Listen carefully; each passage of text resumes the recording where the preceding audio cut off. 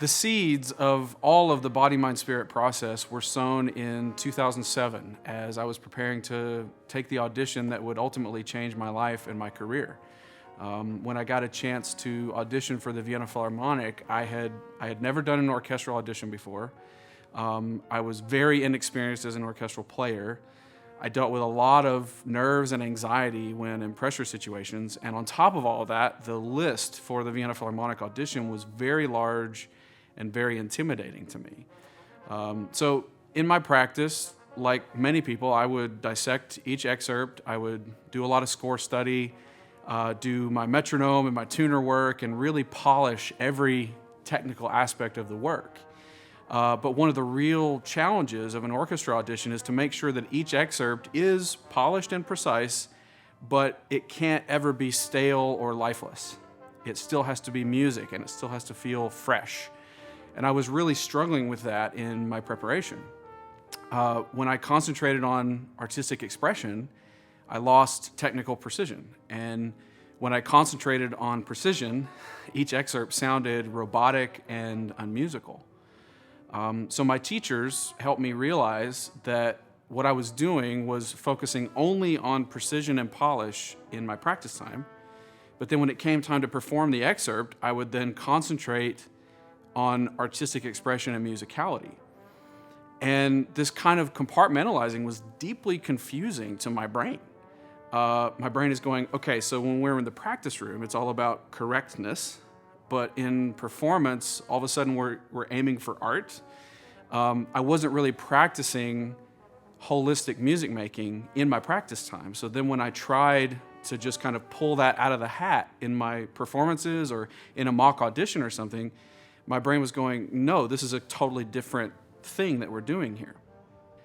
So that's when I started to try to, on purpose, blur those lines. I would make sure that in my practice, I still concentrated on the polish and on the detail work of every excerpt, but also I made sure that I was always asking myself, okay, it's clean, now what's the point of it? The body is executing the movements necessary, the mind is focusing on every little detail, making sure I'm consistent and precise, but always, what is the spirit of the excerpt? What was the composer trying to say? What do I hope that those panelists behind the curtain feel emotionally when they hear me play this thing?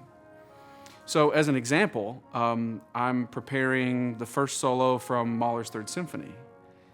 It's in tune, it's loud enough, all the accents are there, I'm obeying all those German instructions that Mahler gave us. Now, does it feel like a funeral march? Is there grief, despair, suffering, anger?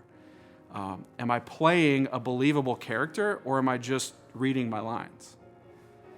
After several weeks of practicing like this, I started to be able to play an excerpt cleanly, but also musically. I didn't sacrifice one for the sake of the other. It was both and instead of either or. The problem that I was still facing was that it seemed I was only able to do that for one excerpt at a time. If I was working on Mahler for a little while, I could really get it to a good place.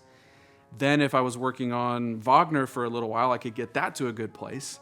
But of course, in an audition, you have to play multiple excerpts in a row very quickly.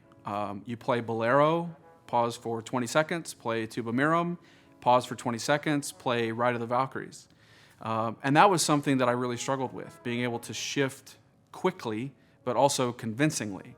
So I would play Bolero, okay, it's fine, but then the next excerpt sounded a little bit too Bolero-like. Or I would play Ride of the Valkyries, and then Tuba Mirum comes up, and there's sort of this Wagner hangover, and now Mozart sounds way too aggressive. This is where the body-mind-spirit process truly formed, because I needed some way to completely and quickly transition from one style period, one composer, one musical attitude to a totally different one.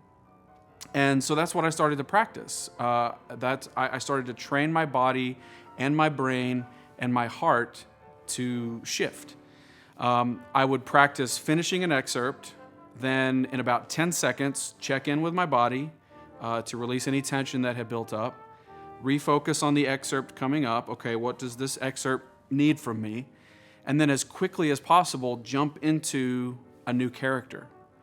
That ultimately was the hardest part to train myself to do. And I hear the same thing from my students as well.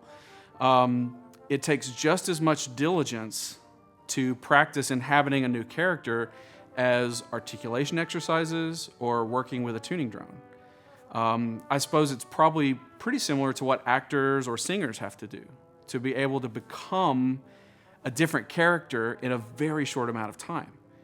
For 30 seconds, you're a Valkyrie mounted on a horse riding into battle, and then you have a few seconds to become a grieving father who just lost his child, or transform your voice from late romantic to late classical when you've got Tuba Mirum coming up. Over time, I got better at doing it, and ultimately, it became the thing that I believe allowed me to go win a job in the Vienna Philharmonic. This is how I train my students now as well, to rely on that three-part process before and between every single excerpt. If you have 6 excerpts on an audition round, you will go through the body, mind, spirit process 6 times. In the 8 to 10 seconds before you put the trombone up to play, you relax the body, focus the mind, and engage the spirit, and play. It takes practice just like anything else, but it can lead to the ability to be as clean and polished as you need to be, but also to be the player who transcends the trombone and becomes a musician. If you can impress the jury behind the curtain, that's fantastic.